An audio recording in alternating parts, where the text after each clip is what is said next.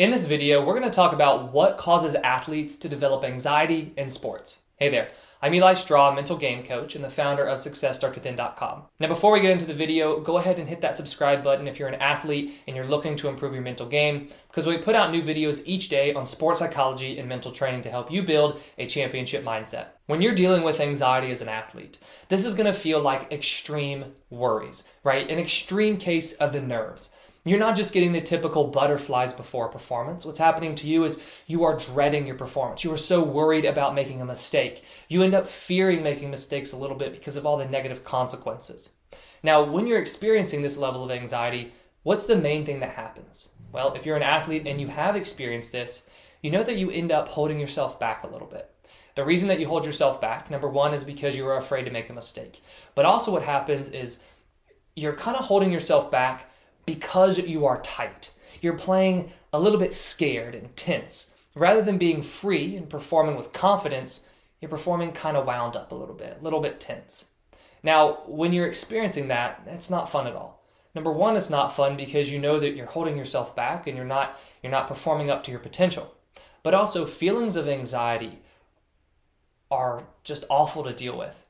And a lot of times what can happen is if you're dealing with this anxiety, it can lead to you questioning whether or not you want to keep playing because the feelings are so intense. For that reason, you really need to work on overcoming and managing this anxiety.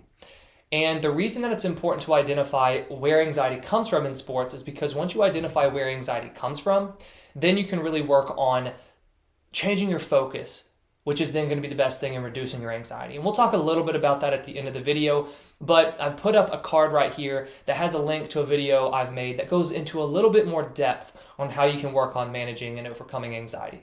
So the number one cause of anxiety in sports is going to be outcome-oriented thinking. Outcome-oriented thinking involves worrying too much about the outcome. And the outcome can be the outcome of the game, right? That's probably the most obvious one. But also outcomes are going to be the outcome of this specific play. That can be your stats. They can be the opinion of your coach. That can be whether or not you get benched the next game. They can be whether or not you feel like you embarrassed your family or your teammates. So there are so many different outcomes.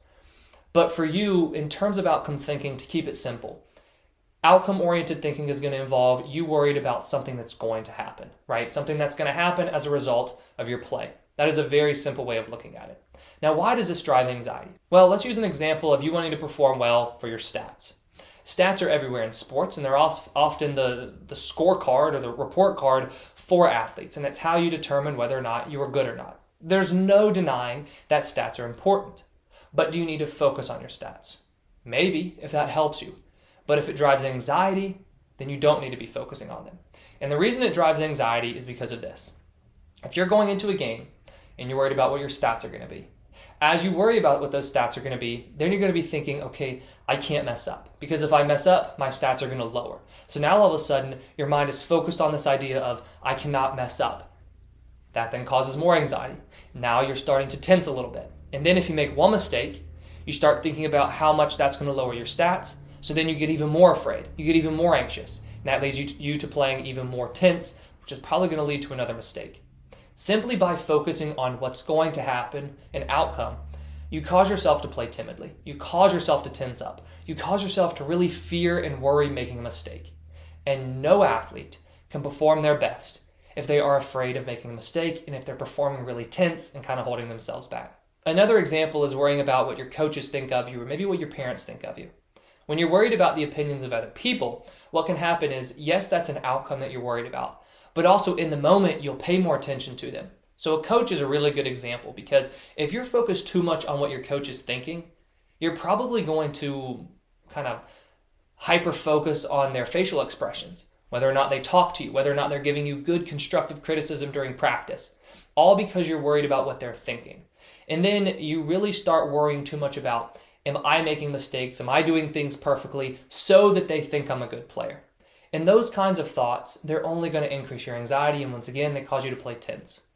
So knowing that outcome-oriented thinking is the main driving force of anxiety, what can you do as an athlete? Well, to reduce this outcome-oriented thinking, you have to focus on something else. And the something else is going to be the process. And there are many different tools, and like I said, I've linked another video that goes into more detail on how you can manage performance anxiety. But one simple tip that you can use for today is, how could I bring myself back into the present moment more often. And there are a few different things that you can use. Number one is going to be some more self-talk.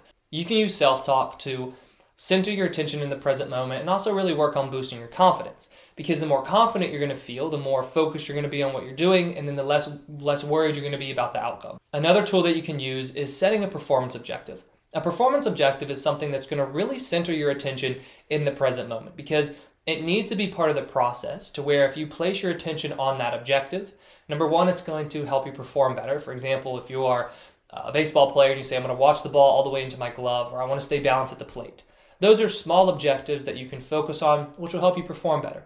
But what they also do is they keep your attention placed in the present moment. And the more your attention is in the present moment, the less you're going to be thinking about the outcome, so then the less anxiety you're going to experience. So if you as an athlete, if you are experiencing anxiety, this is going to be caused by too much outcome-oriented thinking. So the best way that you can work to reduce that anxiety is to try to bring your attention more into the present moment. Thank you for watching, and I wish you the best of success in all that you do. I hope you enjoyed this video. If you did, please hit that like button and subscribe if you haven't already.